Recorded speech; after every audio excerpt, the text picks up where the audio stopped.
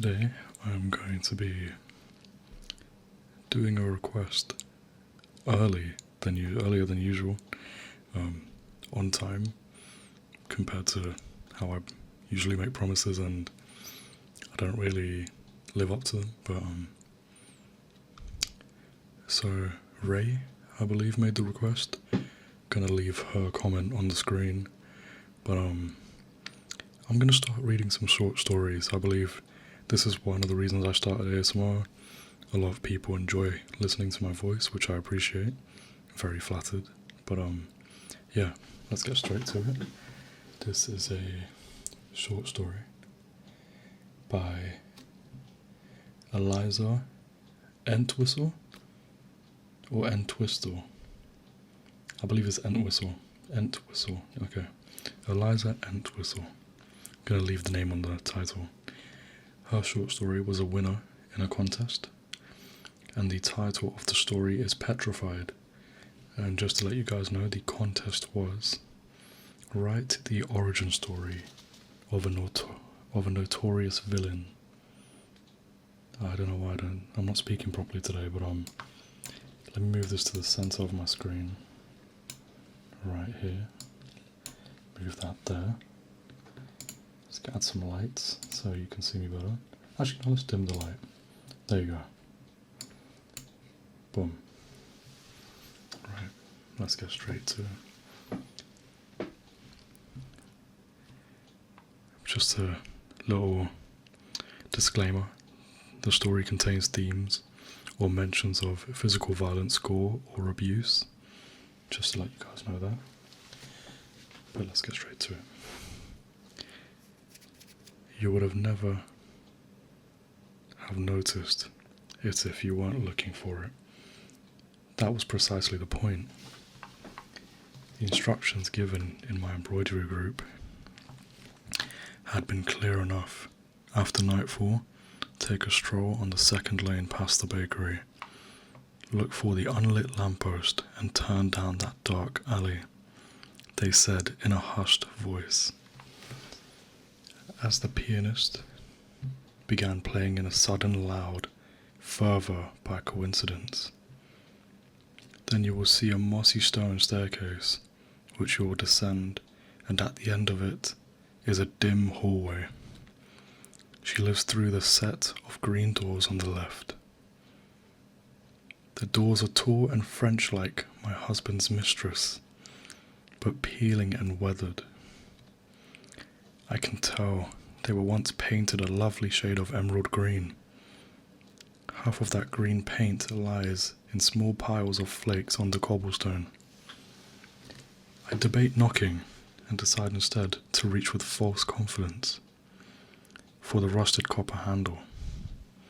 It turns downward easily. A small bell rings and echoes. Welcome. On the poster, she is grotesque, an example of how time and sin turn a person sour. But in person, she has the kind of enduring beauty you can't turn your eyes away from. Do come in, darling. Don't be shy. Contrary to popular belief, I don't bite, although I can't say nothing here does. Her voice is like a wind chime, melodic and resonating, barely brushing over the crashing waves of her words. I wonder if I'm here too long, if that voice will drag me out to deep sea.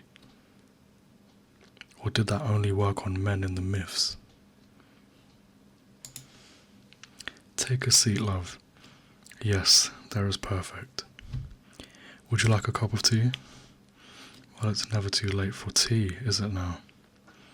I enjoy it late into the night myself, but maybe you've been raised more proper than that. Here. The cup is warm, not hot.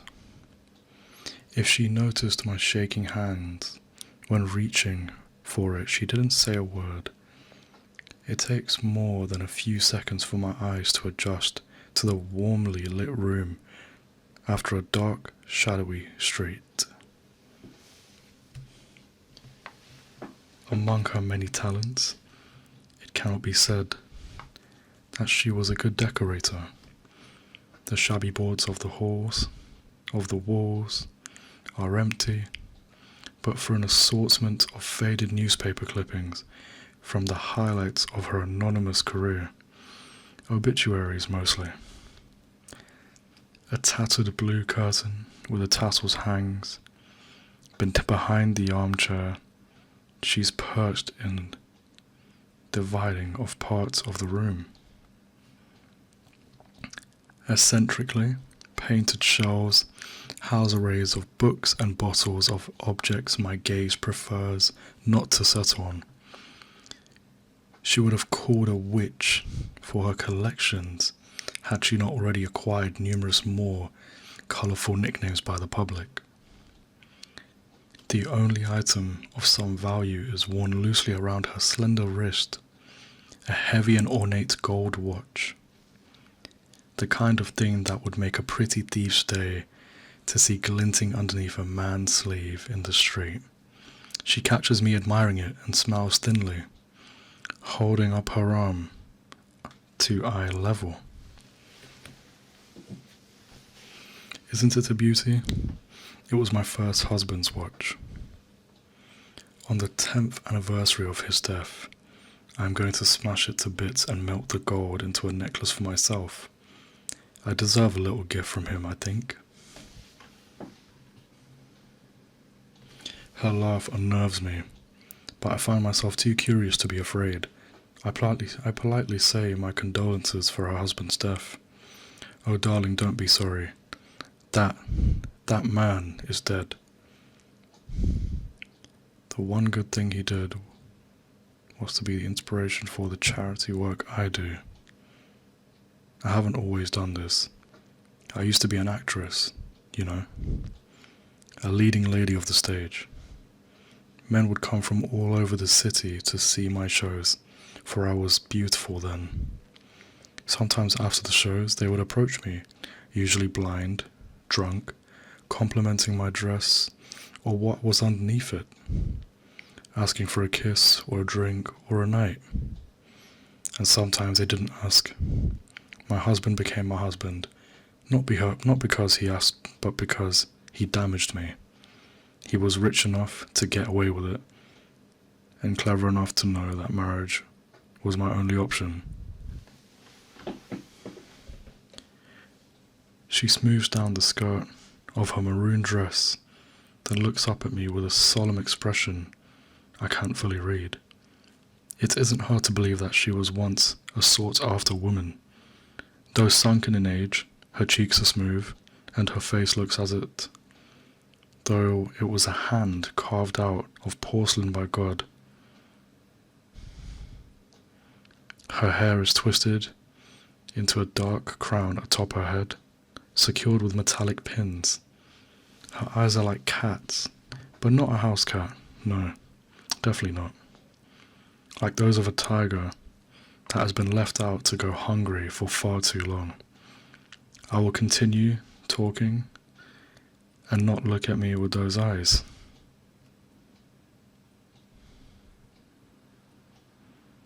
We sip our tea in unison, upholding our masquerade as ladies. She takes in a breath. He said he loved me, and at the beginning I believed it. He may have loved me. He certainly desired me. I think mostly he loves seeing the desire and jealousy of other men when he told them I was his wife. But that got old first. So did I in his eyes. When it had been a year, and I still had not given him a child, I turned ugly to him, and he acted ugly accordingly. One night he came from the pub talking about how other men's wives had filled their houses with children by now. He spoke of the babies like cattle. Then he threatened that he ought to tell the whole town that I was secretly a whore and leave me. I should have kept quiet and obeyed and smothered him in his sleep, like a good wife instead. I promised him that as long as I was alive, I would never let a child be born cursed enough to have him as a father. I'm sure you know what happens next, or otherwise you wouldn't be here, my darling. She traces a scar on her chin that I hadn't noticed before, extending along her jaw to the start of a delicate bone of her neck.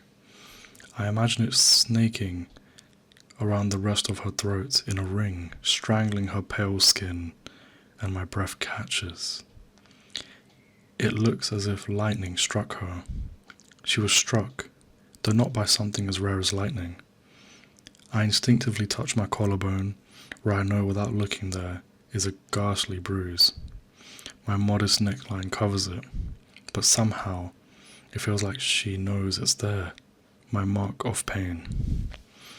I hope it goes away quickly so my husband does not think me unsightly, but then again perhaps that will not be unnecessary. That will not be necessary.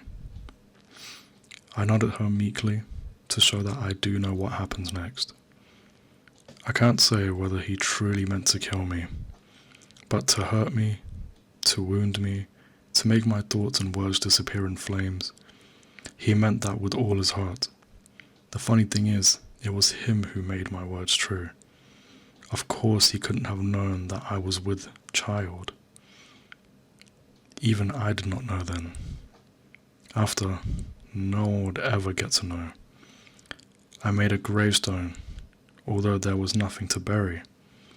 And then a month later I buried my poor, sick husband next to it, marked only with a slab that did not bear his name. Wealthy and beloved as his gold in his life. In death, he became only stone. The disease that had taken him so quickly that there was no time for anyone to save him. Shame on chance to take him from this world so young. Got him like poison essentially. The porcelain around her neck cracks faintly in amusement. I have nothing to say in response.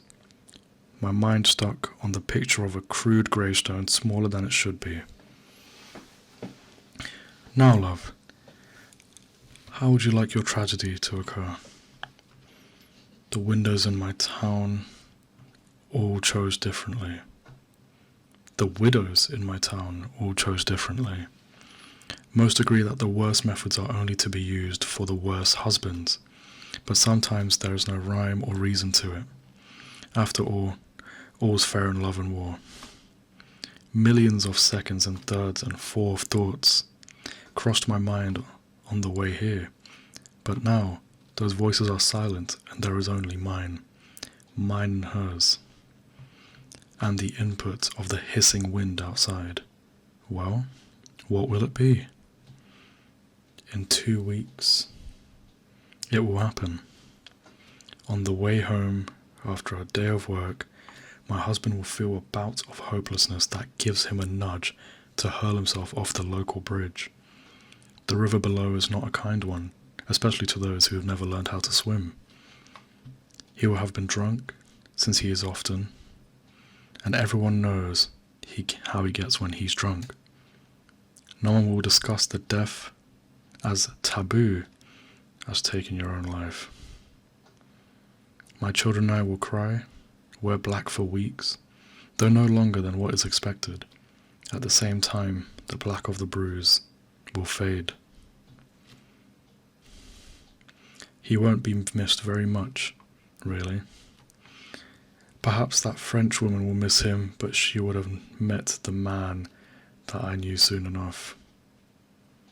I will decide to raise my children in the countryside alone, and we will be happy. I cannot say yet whether I will regret it.